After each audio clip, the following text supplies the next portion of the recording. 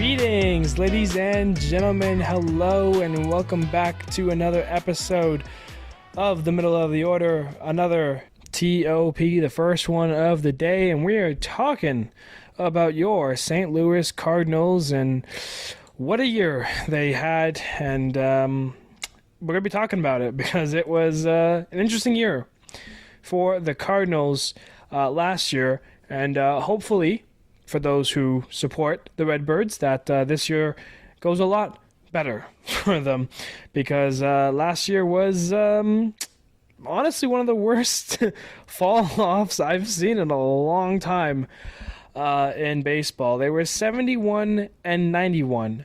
They were 19th in runs for, 24th in earned run average, ERA, and runs against. They finished dead last in their division, 5th in the NL Central, 14th overall in the NL, just beating out those Rockies, and then 26th in MLB as a whole. And yes, we are talking about the St. Louis Cardinals. They should have had the 5th overall pick, but they fall down 2 slots in the draft lotto. So they have the 7th overall pick when we get to the draft this year.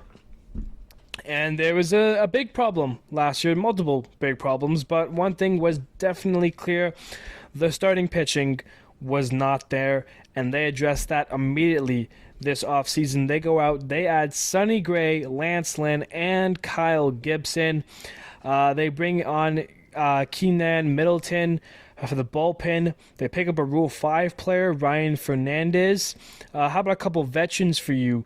Matt Carpenter is back with the Cardinals, as well as Brandon Crawford. And they make a deal with the Devil. And by Devil, I mean the Devil Rays. Tampa Bay, they traded for Andrew Kittredge as he comes over for the bullpen as well. Who they lost? A couple guys here. Adam Wainwright retired, no longer a Cardinal. His career, spent the entire career with the Cardinals, comes to an end there. Ryan Tapero's gone. Dakota Hudson's gone. Tyler O'Neill traded. And then Richie Palacios was the guy the Cardinals sent over for the Kittredge trade with Tampa. So obviously he's going to be a superstar this year for the Rays. When you take a look at that rotation, featuring the new guys, Sonny Gray, the ace of that staff now, Miles Mikolas, slots down to the 2. Then you have Kyle Gibson and Lance Lynn for the 3 and 4, and then Steven Matz rounds out that rotation. The bullpen's got some names you know and some guys you don't. Ryan Helsley, kind of the only star player for the Cardinals last year, or one of the star players for the Cardinals last year, followed up by Giovanni Gallegos, Jojo Romero, Andrew Kittredge, Keynan Middleton, and then Ryan Fernandez as well, among some other guys. The lineup is good. There is no denying that the lineup will be good again for the Cardinals, even though they were only 19th in runs scored. Brendan Donovan's the DH batting leadoff. Paul Goldschmidt, the first baseman, potential Hall of Famer. Lars Nootbaar, left field. Nolan Arenado, the third baseman. Wilson Contreras, catcher. Nolan Garman, second base. Jordan Walker, the right fielder, bats 7th. Tommy Edman, officially the center fielder now, batting 8th. And then Mason Wynn, listed here as the shortstop, batting 9th. The bench is as followed. Ivan Herrera, the organization's 5th prospect, backup catcher. The old guys, Matt Carpenter and Brandon Crawford. And then Dylan Carlson, the switch-hitting 4th option outfielder here. When you take a look in advance to 2025, or the end of this season, 2024, a couple guys here, Brandon Crawford, Matt Carpenter, both of the old guys, they got 1-year deals on. They're free agents. Andrew Kittredge, the guy they traded for, he's a free agent. And then Paul Goldschmidt, that's a big one. He is a free agent. He'll be 37 later on this year. And then a couple club options for the Cardinals to choose upon: Kyle Gibson, Lance Lynn, Giovanni Gallegos, and then Keynan Middleton as well. So let's now talk about the 2023 Cardinals. And it started off okay. They hosted the Blue Jays and took 2 of 3. And then Atlanta, where they played Atlanta, they ended up going 2-2 as they lost the first game against Atlanta. Then they lost the second game to Atlanta, went 2-3 on the season, and were never above 500 from that point on. They were atrocious. The highlight of the season was maybe beating the Brewers like 19-1, 18-1 in May. They had a nice little like 5-game winning streak in July, but outside of that, it was a brutal year for Cardinals fans. They lost 14-0 to the Astros. They lost 15-2 to Miami, 12-1 to Philly. It was just bad games. 11-1 to the Pirates, 19-2 to the Reds. They just couldn't catch a break, getting blown out left, right, and center. And when you look at it, it was just a poor year.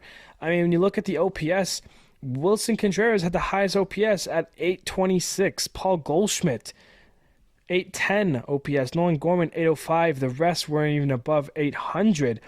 Only other guy was Richie Palacios, who is no longer on the team, as he is now a Ray. He came up at the end of the season there, played 32 games, had a 258 batting average, and 823 OPS, 6 home runs. And the Cardinals said, "We don't want you," and shipped him off to Tampa. But the big thing was the pitching. You look through the ERA, no good numbers. like just any number you want to look at pitching just wasn't great. Miles Mikolas, he made 35 starts with a 4.78 ERA. They had Jordan Montgomery. They traded him to Texas. They had Jordan Hicks and Giannis Cabrera, traded both of them to the Blue Jays. Like, outside of Ryan Helsley, who had a 2.45 ERA, no other Cardinal pitcher had an ERA below 3. And that was definitely the biggest problem for the Cardinals, in 2023. And you can go through plenty of websites and things over here. I have over here, St. Louis will surely play for a championship, but will gift Waino with a division title at the very least. The odds to win the NL Central last year, -130. Like, it was the Cardinals to lose. And not only did they lose the division, they came dead last in it. -125 odds, -130. You just couldn't get it, any worse here. It was just bad. Prediction after prediction was just wrong. The NL Central Cardinals expected to be 87-75 and win a division. The percentage of winning division, 55%. The percentage at playoffs, 70% chance to make playoffs. Not come 14th in the NL overall. MLB experts have it. Cardinals, Brewers. And the guy who picked Brewers had Cardinals second. Nobody could have seen the Cardinals fall happening at all. It was a complete mystery why the Cardinals all of a sudden fell off a cliff. And, after, when you look at the numbers and everything, yeah, it was definitely the pitching who let them down, but still, how did it even get to that point? The guys who were supposed to be the offensive guys, Nolan Arenado was batting .266, a 744 OPS. Tyler O'Neill had 9 home runs. Jordan Walker was at 787. He was up and down through minors. He wasn't exactly hot like they thought they were going to be.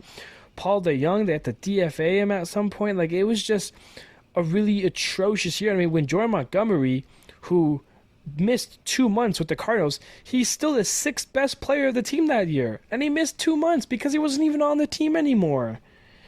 You have to go and find, they got rid of Jack Flaherty too. I forgot Jack Flaherty started the year with them. They traded him too. The Cardinals really shipped house and really had to go out and get these guys.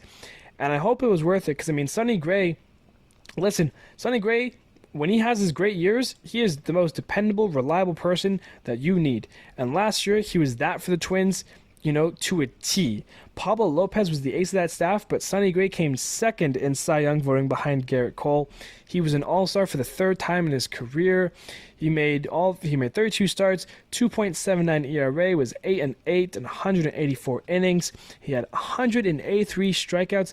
He was great, But I would call Sonny Gray a heartbeat player because his years fluctuate like a heartbeat. He will go from amazing numbers to being really bad, and we've seen it plenty of times, even to his debut in 2013 with Oakland. In 2015, he was an all-star, finished 3rd in Cy Young, had 2 complete game shutouts, a 2.73 ERA. The next year, he had a 5.69 ERA. He was awful that year.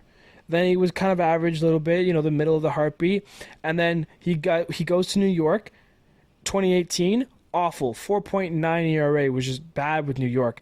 They get rid of him. He goes to Cincinnati, All-Star, finishes seventh in Cy Young, a 2.87 ERA. Like, he has years where he's amazing, and then he has years where he's just not it. And I mean, when you go off of last year, I mean, Sonny Gray, he's going to be 34. I think he's got a good year coming. I don't see a bad year coming. He's the ace of that staff now, so he's got to be, good and productive for the Cardinals if they want a chance to compete. The lineup lets them do that. If the guys click and the guys aren't playing, awful baseball, the Cardinals can easily win this division again. But, now it's a little bit different because, of how poorly the year went for them last year. I mean, the Brewers lost their star pitching. The Reds are getting better. The Pirates are slowly getting better. The Cubs are going to stay in the mix. Like, that NL Central, it really is up for grabs. Anyone can win that division. I mean, you can say that about any baseball team, but I mean, I don't think Oakland's going to win the division. But I mean, the Cardinals really need to figure out the pitching, and I mean, we've seen it before where players or teams go and spend for these players and just hope that fixes the problem. I don't know if like Sonny Gray, Lance Lynn, and Kyle Gibson are like the 100% best answers to fixing a problem like this. Paul Goldschmidt's, it's his last year. And I mean, he's been amazing from 2013 to 2018, All-Star all those years, comes over to the Cardinals. Like every year he had something going for him. He was the MVP in 2022. I completely forgot about that. He was a Silver Slugger and an All-Star in 2022. He had a great year with the Cardinals. And last year was the first year. You have to go all the way back to 2012, where Paul Goldschmidt wasn't an All-Star, didn't win a Silver Slugger, Gold Glove, wasn't top 20 in MVP voting. Like, this year was Paul Goldschmidt's probably his worst year of his career since 2012, which, I mean, he's up there in age. It's his 14th year. He's going to be 36, but, like, was last year it was 2022 and the MVP like the plateau for Goldschmidt, and now it's just a roller coaster down to the end of his career? Like, I don't know, but he needs to right himself quick for the Cardinals. Nolan Arenado, at least he was still an All-Star last year. He still has that streak. And if you look at a Baseball Reference at the awards section, Goldschmidt's either been an All-Star, had a Gold Glove, a Silver Slugger, or an MVP voting. Every year of his career, from 2013 to now, every year it's been something. Usually a Gold Glove, but I mean, MVP voting, All-Stars, like, Nolan Arenado needs to kind of get it. He kind of fell off late in the second half of the season, but it was a long season for the Cardinals, and I mean, the guys just weren't there. Jordan Walker, he was supposed to come up and be great. He came up and was awful. They sent him back down to AAA. He kind of fixed himself a little bit before coming back up, where he was much better for the team. 117 games, 16 home runs, a 276 batting average, a 787 OPS. That's not bad, but it needs to really get up there a little bit more for Cardinal fans to really start liking the kid. And then Wilson Contreras. It was the first year without Yadi. Was Yadi that important to the team where, without him, like, the Cardinals fell apart?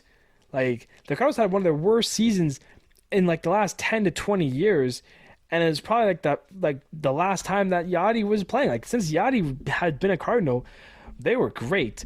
And the first year without him, they tried Wilson Contreras out, who is still a great catcher, but maybe he just didn't click with the pitchers like Yadi did. Like, Wilson Contreras had a great year hitting wise, 125 games, 113 hits, 264 batting average, and 826 OPS. I mean, he led his team in OPS with 826, and like, you can't ask much more from him. Besides the defense, a little bit more improved, get more runners out on base. Like, there's things like that where you would hope Wilson Contreras could do a little bit more for them in that regards. But I mean, you couldn't expect more. Like, there wasn't a lot to go off of in a way. He 25% caught stealing. Like, that needs to be better. That's not good enough for Cardinals fans, especially with the base rule changes, with the bigger bases last year as well. Like, there was just a lot of things that could have played into this Cardinals downfall, You could say like, oh, Wilson's not Yachty, which he isn't. Yachty, maybe not the hitter Wilson is, but he was one of the best defensive catchers in baseball history, let alone in the game in the moment when he was playing. Like, I don't know, the Cardinals team last year was it gives you a lot to think about this year because it's like, yeah, the main issue was probably the pitching, but did the Contreras situation and it being the new catcher play into it? Did like obviously the hitters weren't the hitters that they're supposed to be? Like when you look at the lineup, like where was Tommy Edman in all of this with a 705 OPS? That's not great. Lars Nootbaar, he had an okay year, but he's also a young kid. He's 25, a 784 OPS. You'll take that from a Lars Nootbaar. Paul DeYoung had been your shortstop for a long period of time. He kind of fell off a cliff. Gone. Nolan Gorman had a great year, considering I would say Nolan Gorman outside of, what's his name? Ryan Helsley. Nolan Gorman probably had one of the best years for one of the best players for the Cardinals last year. An 805 OPS, 27 home runs, 23 is his age. He had 119 games. And that was his second year. His first year was pretty good too. 721 OPS, 14 home runs. Everything got better from 2022 to 2023. Now he's going to be 24 in 2024, and I expect another great year from Gorman. He's kind of cementing himself as one of the better second basemen in the game right now. And I mean, that's the kind of stuff that you want out of the Cardinals. And like I said, when you look at the team on paper, when you look at the 26-man rotation, the players that they're going to send out there is a lot of things to be happy about if you're a Cardinals fan. The one thing that is going to be sitting in the back of your head is, what if last year happens again this year? Mason Wynn, new shortstop. Listen, the kid's going to be 22. He looks great defensively. He's fast. Where's those hitting numbers going to be? Like, I wonder how that's going to play into effect. Like, yes, he's going to be batting ninth, essentially. How much time do you give Brandon Crawford and Matt Carpenter, who's back? What can they provide? Like, there was... I don't know what to say for this Cardinals team that isn't already being said. It's a team that, like I said, on paper, looks good. And that NL Central is a division that can be won by any team. Why can't it be the Cardinals? It 100% can be the Cardinals. But when you let the Pirates beat you, and you guys were a 70% chance to make the playoffs, and you came fifth. You lost to the Pirates a whole bunch. Like, it's just tricky to go off of that. And like, is buying a new rotation enough? Is getting Sonny Gray and Kyle Gibson and Lance Lynn, is it enough to compete this year? Compete, yes, but you can't have the same things happen, and you can't even blame injuries. Because it really wasn't injuries. Like, yeah, there were like some guys went down at certain times. Gorman wasn't there for the full season. Tyler O'Neill wasn't there for a lot of the season. Nootbaar missed a couple games. Walker, of course, went down to AAA at one point. Goldschmidt was playing 154. Nolan played 144. Like, that's what you expect from guys who are in their 30s now. Like, you can't blame injuries. You can only blame yourselves if you're Cardinals fans. Like, it was just bad. It was a poor year from the Cardinals. And the pitching needs to be better. Mike Mikolas needs to be better. A 478. The fact that he made 35 starts is crazy. Like, they worked him. But he's 34 too. Like, he can't be doing that no more. 47, like a 4.78 ERA from the ace isn't what you want. And I mean, as a whole, it's tricky for Cardinals fans. It's gonna be a tricky year where we have to see how they go, see how other teams look. But I mean, I take the Reds over them still, man. I don't know. The over-under, they're sitting at 85.5. I think they're going to be a good team. I think they can make a run for things, maybe win a division. They can't be worse than last year. I think that's the only thing that can be said. They cannot be worse than 71 wins. Like, they're going to get at least 72. Like, at the very least, 72 wins. But 85 is a lot of games. Like, that's a huge jump from 71 to 85.5. Yeah, give me the under. I got to see it from the Cardinals again because I don't trust it. And if this year is anything like last year, the Cardinals need a real hard look in the mirror and be like, okay, what are we doing wrong? Because something needs to be fixed. And maybe it's getting a new first baseman. Maybe Goldschmidt, he's a free agent after this year. We got to remember that. That's going to be a talking point because the Cardinals struggle in the beginning of the season like they did last year, and they're really just not in the division at all come deadline time. Goldschmidt is definitely on the table. 100% Goldschmidt could be traded. But it's going to be an interesting season for your St. Louis Cardinals, and that is going to wrap up this episode here. Thank you, everybody, so much for listening into your St. Louis Cardinals. What do you think? Do you think they're going to be better? Do you think they're going to be worse? They're definitely not going to win 85.5 games, I'll tell you that much. Thank you, everybody, so much, and I will see you guys next time.